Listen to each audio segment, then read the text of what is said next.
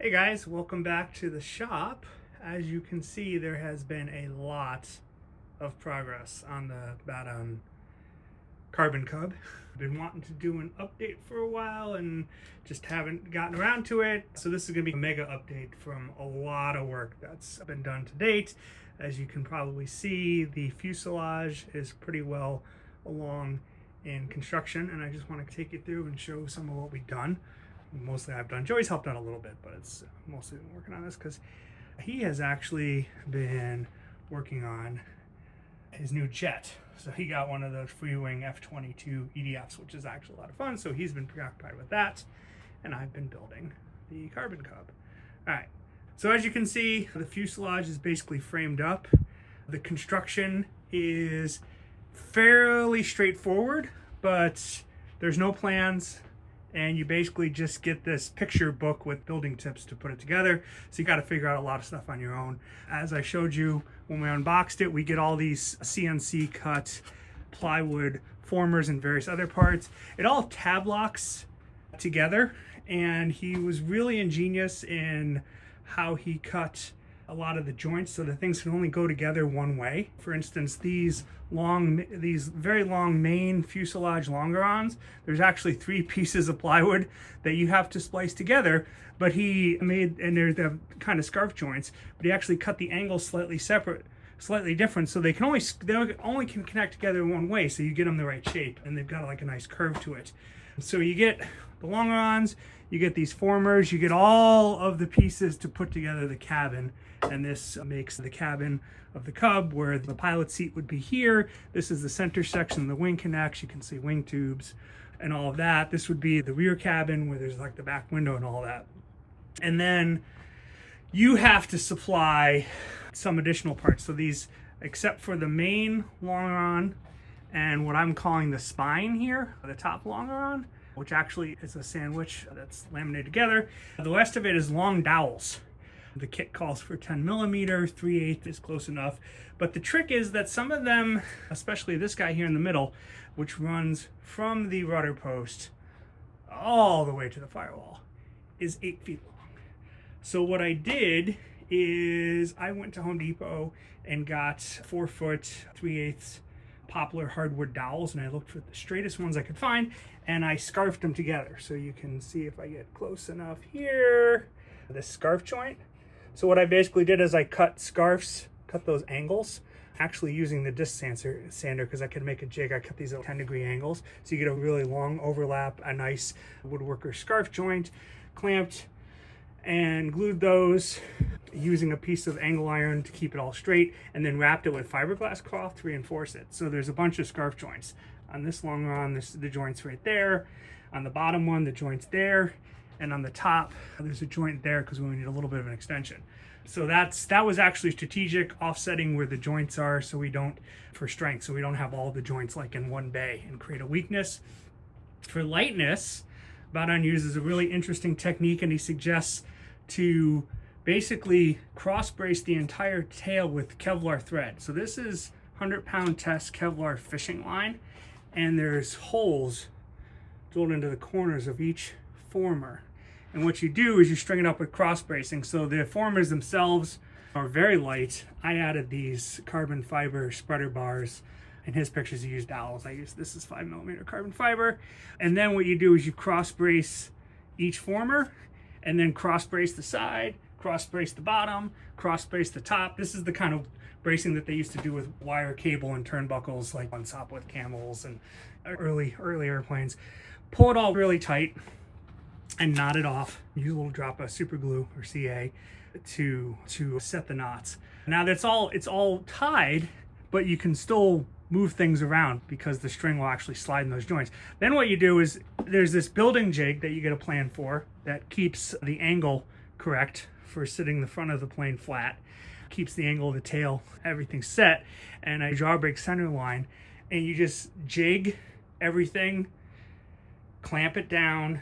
I used angle gauges to get everything perfectly aligned and straight, A lot of shimming, a lot of clamping. Once it's all set, then you glue every single spot where the cord passes through those holes. You glue all that, and that sets the joints, and then everything can't move. And the result is pretty rigid. There's a little bit of flex, and actually it's not clamped down. There's a tiny little bit of flex, which I'm not concerned about at all for this. If it was like an extreme aerobatic plane, I'd probably do this with like rigid carbon tubes. But for what we're doing here, especially after the fabric goes on it, it should be fine. And it's a kind of a neat technique, and it keeps things really, really light. Before I put the engine on, this basic frame only weighed 7 pounds. And tip to tail with the rudder and the engine's 125 inches long. And it's almost 10 feet long, and it weighs 7 pounds, which is ridiculous. A few things I've changed to make this scale. We're actually going to have the full glass. He gives you the windows, the windshield, everything else. Doesn't say anything about the roof of the cabin. I think on his prototypes he just fabricated it. I'm going to make this glass in quotes. It's actually going to be a piece of clear plastic. So what I did is I cut out the wood here, and I did the scale cross bracing with these are 10mm carbon tubes. Right, so in the real thing, you can actually see the framework and the pilot's seatbelt is be attached to this. The same thing here. I did that framework in what would be the back seat area with the 10mm carbon tubes to get nice joints. I cut these very carefully. Like basically every single joint on this frame had to be carefully adjusted to fit, to get a nice tight fit before things were glued up. Same thing with the carbon. And then what I did is you cut these to shape. And quick word about working on carbon. There's a lot of carbon and fiberglass reinforcements. You guys at home, if you're working with that stuff, really take precautions, because breathing carbon dust is probably almost as bad as asbestos. The only reason it's not banned is because once it's complete, it's always embedded in epoxy, so it's not going to cause a lot of health risk to use it. But to work around it, it's really dangerous. I have a whole shop air filter. That's that big box up there. And I always wear a mask. I've got the air filter running. I wear a mask. I'm vacuuming things. I even wear gloves because you can get like little micro splinters from it. Be very careful around that. So the joints, the joints where the carbon meets the wood framing, you get them really tight, scuff it up with sandpaper. Then I tried something new. I actually bound these with more of that Kevlar twine and then soak it in epoxy. And I'm hoping that makes a ridiculously strong joint. We're using all really strong epoxies this time around. Using all the epoxy joints are Hysol, either E20, which is their 20-minute structural adhesive, or 9462, which is an overnight set. It's 6 hours just to set up and 3 days to harden. Structural adhesive, which I believe is actually approved for kit-built man-carrying real airplanes. So this stuff is strong. So I'm using all the joints. And there goes the air conditioner. The wood-to-wood joints where I'm not, so I'm using epoxy anywhere it's wood to carbon.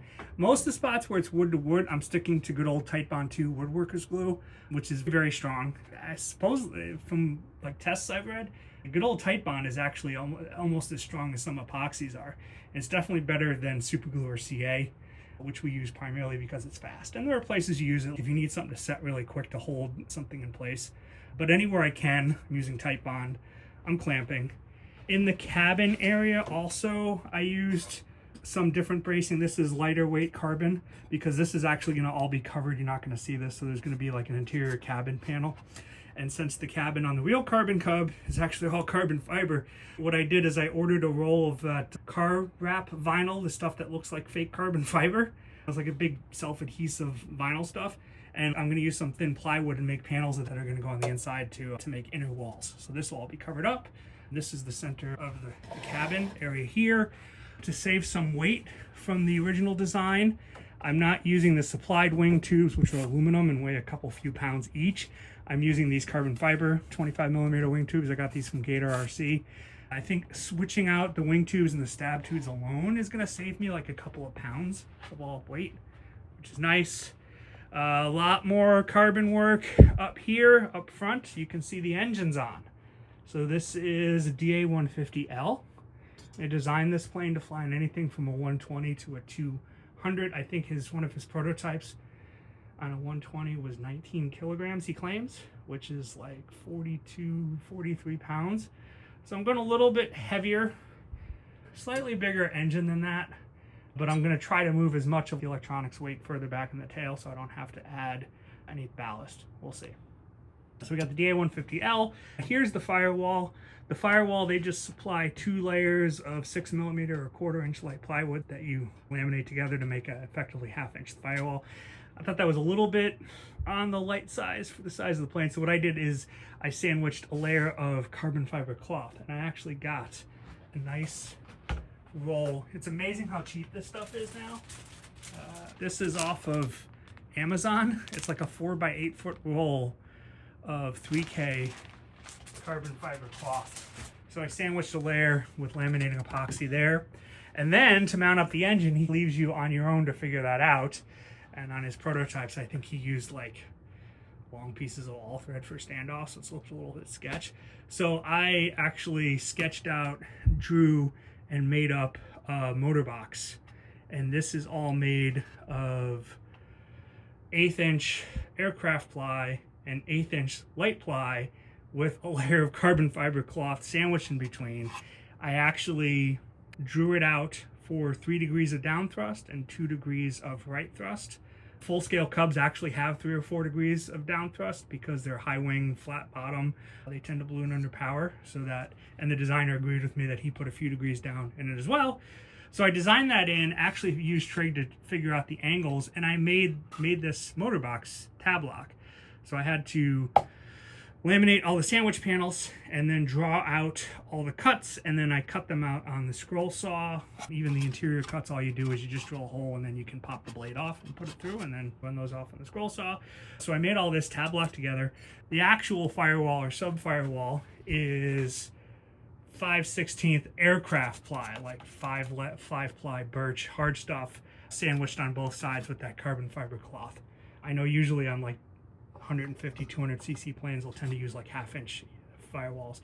I think the 5/16 with the carbon is going to be nice and strong. I had to figure out the distance to get the spinner gap right. And I built all of this before I mounted it up onto the plane.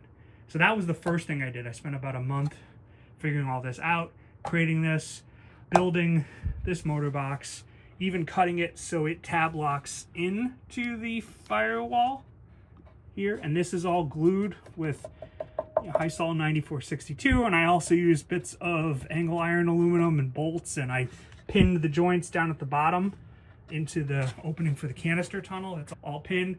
I built that up, glued it all up, just sitting flat on the build table, because then what I could do is stand the cowl on top of it and move and put the engine in place, just sitting there, and move it around until I got a perfect alignment of the spinner. And then once it goes on, the cowl is going to line up and it's going to just screw into the perimeter of the firewall. And this is all going to get sheeted. So there's going to be thin sheeting here that makes like a monocoque or stress skin structure in the front, even though I've also heavily braced it because I want it to stay in place and not move while I'm mounting everything. And then the cowl's going to attach to the spinner, and that's all there. We're using canisters. So these are MTW 110s, which from what I've read is the recommendation for MTWs with the 150. I got solid headers, not the flex. The one time we used flex headers on one of Joey's planes, they would crack and not last 10 flights before they would break. So I'm like, I'm using solid headers. I did some math, figured out what the drop is, and then I'm making a canister tunnel from scratch here. This is what I'm working on right now, actually figuring this piece out. So there's going to be a canister tunnel, and the tricky piece is that once this is all installed, I'm not going to be able to push the canisters in from the front because there's a support member right here that the downpipes are going to have to go past. And to push the canisters in, I'd have to slide them through one at a time through this opening with the downpipes sideways, but then there's no way to rotate them into place. So I thought about this a lot. And also the canister tunnel roof is going to have to serve as the mount for the fuel tank, which is going to go like right here. It looks tight, but I'm going to cut out into the motor box so that the outlet can fit. I thought about it and I had an idea. What I'm going to do is I'm fabricating this so you can see the canister mounts. I made an angled bulkhead that matches this, and I'm going to box in the sides. And I'm going to fabricate this so the front end, there's 2 pieces of wood, so there's like a notch that this just slides into. And on the back end, the canister tunnel screws into this, we'll call it the dashboard former, right? And that is actually going to come out into the cabin.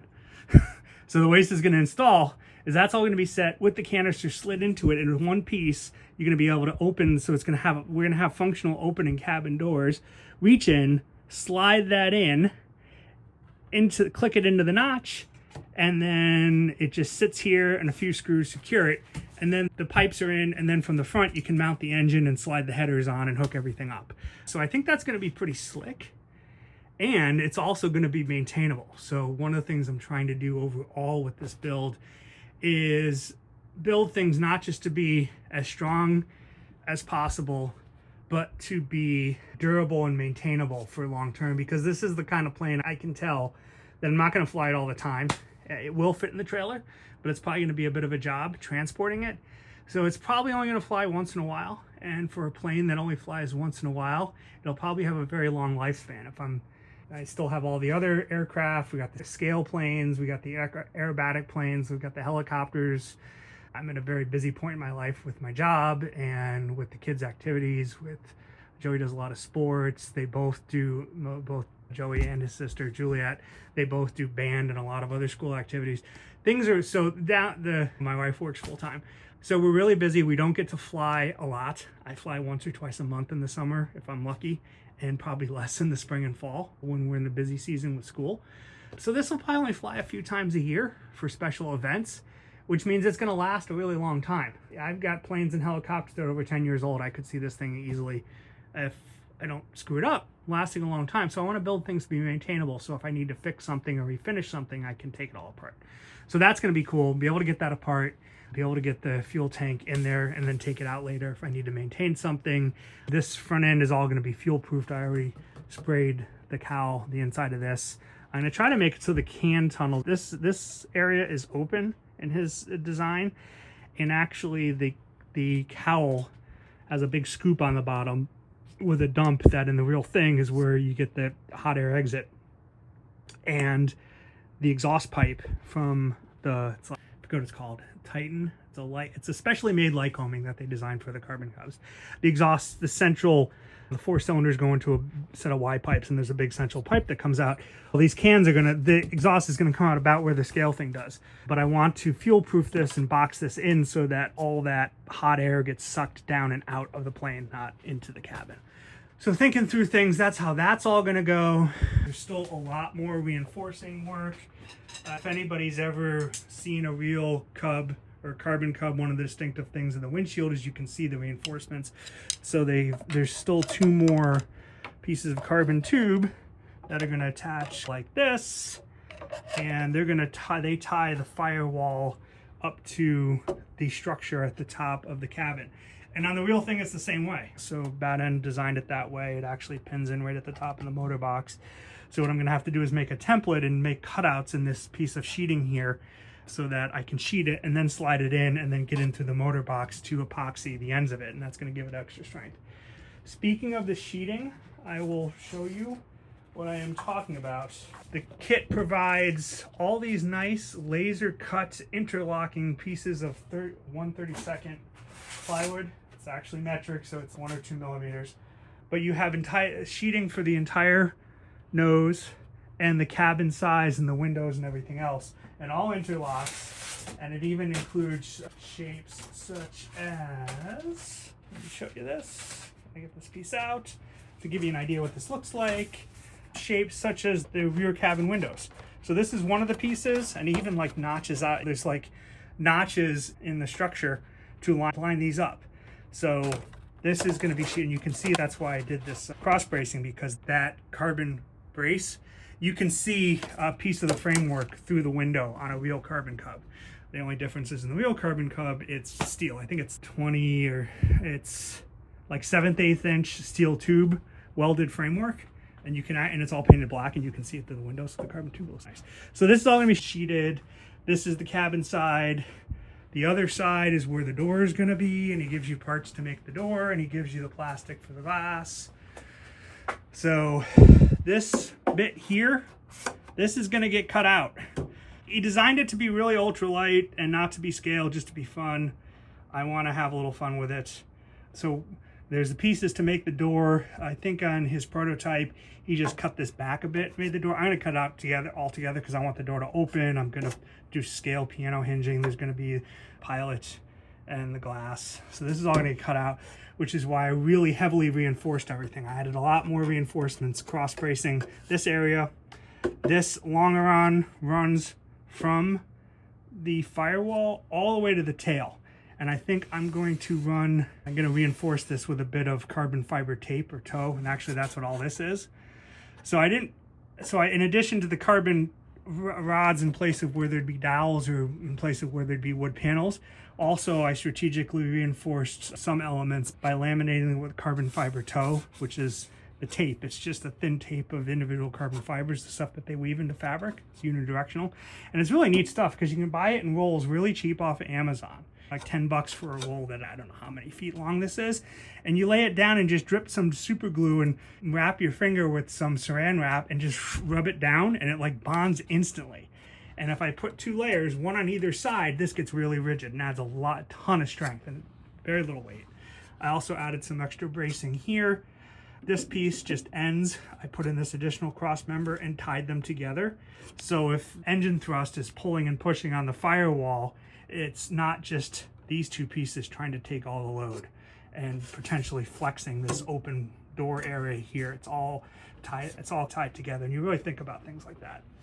The main floor here is where the landing gear attaches. So that's what these 2, this is 1 piece of 1/4 inch plywood. These pads here are doublers where the landing gear is going to bolt through, and also the wing struts will attach right here. So the landing gear front and back attachment and the wing struts. So when you land, the impact of 50 pounds of plane is going to be on this. And when you're flying any kind of aerobatic maneuvers, like if you pull a loop and you're pulling 3Gs, that 3Gs is going to be trying to pulling the wings up and trying to pull the struts right off the fuselage because they're functional struts. They take that load. So I reinforced this plate and added a layer of carbon fiber fabric that runs all the way across, because in positive Gs, those struts are going to try to pull this apart side to side. So I reinforced all that and also added these carbon fiber diagonals, and I had them both meet here because the impact of landing is pushing up and is pushing this piece up. So the load is going through this former, and these diagonals are taking some of it and translating it to the former's front and back to spread out the load. That is stuff that I vaguely remember from 25 years ago of engineering school, trying to figure this out, but it's very much a TLAR operation, which if you're not an engineer, TLAR means that looks about right. I haven't done any math on any of this. Actually, if you did the math, I think a lot of it's probably overkill. So what else? Yeah, so I've been working on that. It is now mid-June, late June, and the kit showed up in the end of April. So we've made some pretty good progress. It is out of the jig. I can pick it up, although it's heavy. The fuselage plus the engine is now, the engine and the pipes are 8 or 9 pounds. The fuselage is 7. We're starting to push 15, 16 pounds here. I have yet to install landing gear, which, by the way, that showed up. So this is the tail wheel. It's a 4-inch tire on the tail wheel. Other than the triplane, I don't have any other plane that even has a main wheel that big. Carbon fiber tail wheel, it's fairly light.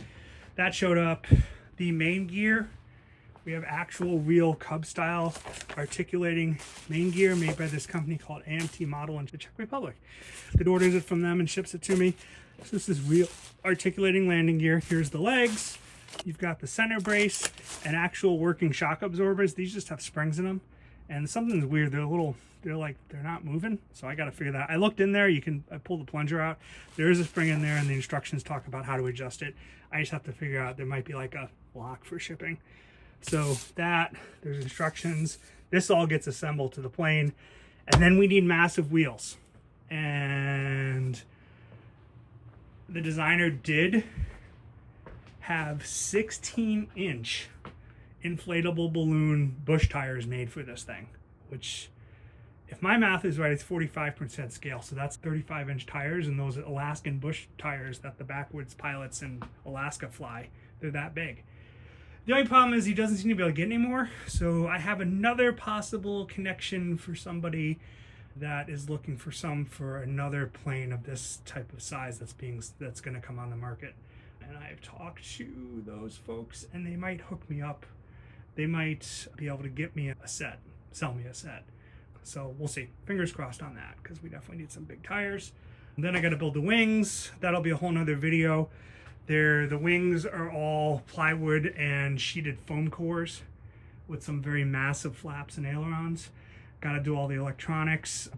This thing is going to have all Futaba A703s, like the A700 series Ultra Torque, the 900 ounce inch. The ailerons, I might even I'm doing the calculations on that. I might even need a couple of them. All heavy duty wiring. I'm going to put a Unilite lighting system on, which I think will look really cool. We're going to do a scale cockpit, and this is the funniest thing. This just showed up today from Vogelzang Aeroscale. The guy, I'll have to find a name for him. Half scale pilot figure. It's silly, it's like a giant doll. But the crazy thing is, this is about the right size. And the crazy thing is, let's put him in there.